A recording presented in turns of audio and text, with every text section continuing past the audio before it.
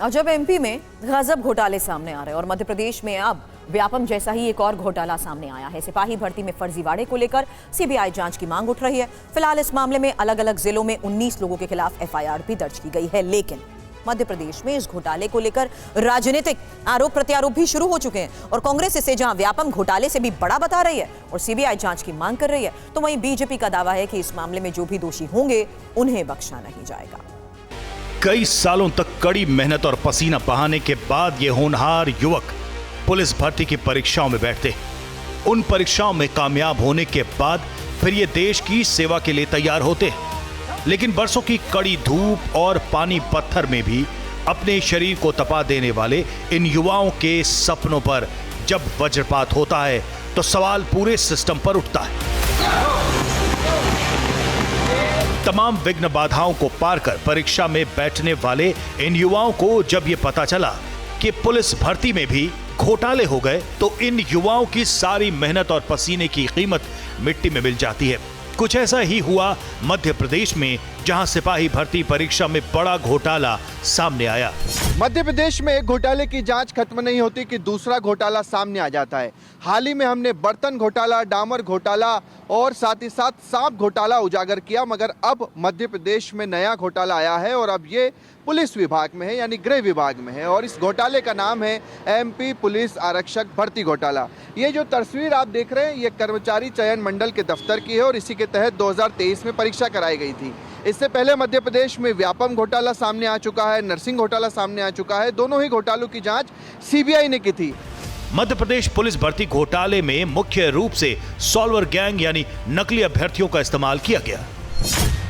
2023 में police constable के 7,411 पदों के लिए परीक्षा हुई। 12 अगस्त से 12 सितंबर 2023 के बीच परीक्षा कराई गई। सॉल्वर गैंग के सदस्यों ने पैसे लेकर असली उम्मीदवारों की जगह परीक्षा दी। आरोपियों के आधार कार्ड में सॉल्वर के फोटो और फिंगरप्रिंट्स अपडेट कराए। परीक्षा के बाद भी आधार कार्ड में बदलाव किए गए। इतना ही नहीं, सॉल्वर यानी नकली परीक्षार्थियों ने न सिर्फ लिखित परीक्षा पास की, बल्कि कुछ मामलों में उन्होंने फिजिकल टेस्ट भी पास कर लिया। तकरीबन 10 लाख लोगों ने इसकी परीक्षा दी थी, जिसमें से 7,000 से ज्यादा आरक्षक के पद थे। जिन आरोपियों ने परीक्षा दी वो खुद नहीं पहुंचे, उन्होंने अपने सॉल्वर को पहुंचाया। अब आप सोचिए कि सॉल्वर कैसे पहुंचा। आधार कार्ड को अपडेट किया गया। इसमें आधार कार्ड सेंटर्स की भी मिलीभगत है, जिन्होंने अपना फोटो जो सॉल्वर का था वो लगाया, फिंगरप्रिंट लगवाए और परीक्षा के 2 महीने बाद फिर से अपडेट करा लिया। अब जब पुलिस वेरिफिकेशन के लिए जिन लोगों का सिलेक्शन हुआ है उसका पुलिस वेरिफिकेशन कर रही थी और इस दौरान जब पुलिस ने जांच पड़ताल की तो पता चला कि 2-2 बार आधार अपडेट क्यों कराया गया है।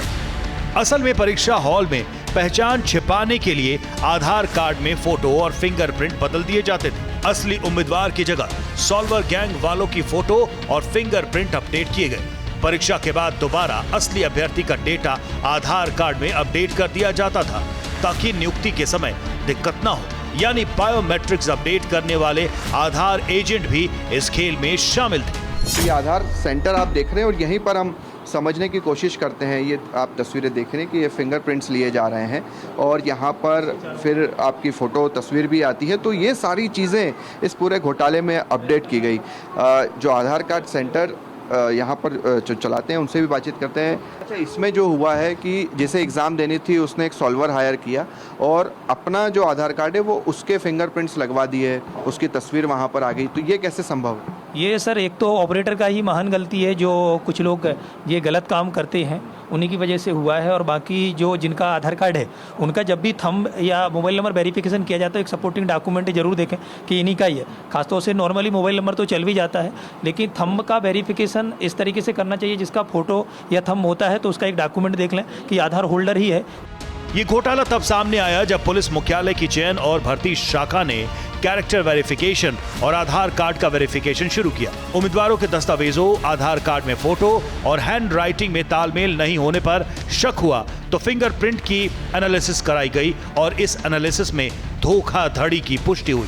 फिर ये मामला सामने आया। सबसे बड़ी गड़बड़ी अगर कुछ है तो वो यही है कि आधार कार्ड को एक तरह से उसमें बदलाव किए गए और उसमें न सिर्फ अभ्यर्थी न सिर्फ सॉल्वर बल्कि आधार कार्ड चलाने वाले जो सेंटर्स हैं वो भी शामिल है। कुल मिलाकर ये एक बेहद बड़ा घोटाला है, बड़ा गिरोह इसमें शामिल है, क्योंकि ये एक ज़िले का मामला नहीं है, मध्य प्रदेश के अलग अलग ज़िलों का मामला है और सैकड़ों नहीं बल्कि हज़ारों अभ्यर्थियों का भी मामला है। प्रदेश में एक के बाद एक घोटाले सामने आने के बाद ये सवाल लाजमी है कि क्या मध्य प्रदेश घोटाला प्रदेश बनता जा रहा है। सिपाही भर्ती घोटाले को कांग्रेस ने व्यापम घोटाले से भी बड़ा बताया है और सीबीआई जांच की मांग की है। बड़ा महा घोटाला है, व्यापम से बड़ा घोटाला। सरकार को तत्काल इस परीक्षा पर रोक लगाना चाहिए और पुनः परीक्षा कराना चाहिए और इसकी सीबीआई जांच होना चाहिए। मैं कांग्रेस पार्टी की ओर से, भारतीय जनता पार्टी की सरकार से, मोहन यादव जी से यह मैं मांग करता हूं। विपक्ष के आरोपों पर राज्य की सत्तारूढ़ पार्टी बीजेपी ने कहा कि पुलिस इस मामले में लगातार कार्रवाई कर रही है, किसी भी दोषी को बख्शा नहीं जाएगा। मध्य प्रदेश की डॉक्टर मोहन यादव जी की सरकार कठोरता के साथ जो भी इसमें अपराधी हैं उनको चुन चुन कर दंडित करेगी और मध्य प्रदेश का ऐसा वातावरण बिगड़ने नहीं दिया जाएगा। इसमें जो भी सालवर या मुन्ना भाई बने हुए हैं एक एक को सजा दी जाएगी, एक एक को दंडित किया जाएगा। जिस पुलिस पर फर्जीवाड़ा रोकने का जिम्मा है उसे विभाग में गलत तरीके से पुलिस कर्मियों का सिलेक्शन चल रहा था, लेकिन इस घोटाले में कुछ बड़े चेहरे भी शामिल होने से इनकार नहीं किया जा सकता। अब मध्य प्रदेश के कुछ जिलों में कई लोगों के खिलाफ एफआईआर दर्ज की गई है, कई जिलों में आरोपियों को गिरफ्तार भी किया गया है, जिनमें सॉल्वर गिरोह और बायोमेट्रिक अपडेशन करने वाले आधार एजेंट भी शामिल है। परीक्षा में लोग जाते हैं, उनके फिंगरप्रिंट्स हैं और भी जो डॉक्यूमेंट्स हैं, ये सारा मिलान होता है। मिलान करने पाया गया कि इसमें 5 स्टूडेंट ऐसे हैं जिनका फिंगरप्रिंट मैच नहीं खा रहा है, किसी में आधार कार्ड अपडेट हुए हैं, फर्जी तरीके से इन्होंने उपस्थिति दर्ज कराई है। तो प्रेमा फेशिया इसको धोखाधड़ी मानते हुए इसमें एफआईआर दर्ज हुई है कंबू थाने में। इस पर थाना कोतवाली में पुलिस द्वारा अपराध कायम किया गया है। इसमें अभी तक रामरूप की भी गिरफ्तारी की जा चुकी है। पुलिस ने जो अमरेंद्र उर्फ बाहुबली है उसको पटना से गिरफ्तार किया है और हमें पूरी उम्मीद है कि हम पूरे इस जो पूरा रैकेट है उसका भंडाफोड़ करेंगे। पुलिस भर्ती में इस खेल को जिस बड़े स्तर पर अंजाम दिया गया उसे एक बार फिर लोगों को व्यापम घोटाले की याद आ गई। व्यापम घोटाले को भारत का सबसे बड़ा परीक्षा घोटाला बताया जाता है। आगे देखना दिलचस्प होगा कि मुख्यमंत्री मोहन यादव इस पूरे मामले को किस तरह से संज्ञान में लेते हैं और इस पर कितनी बड़ी जांच करते हैं और जांच के बाद कितने बड़े गिरोह का भंडाफोड़ होता है। कैमरा पर्सन मुकेश के साथ शुभम गुप्ता, टीवी 9 भारतवर्ष, भोपाल।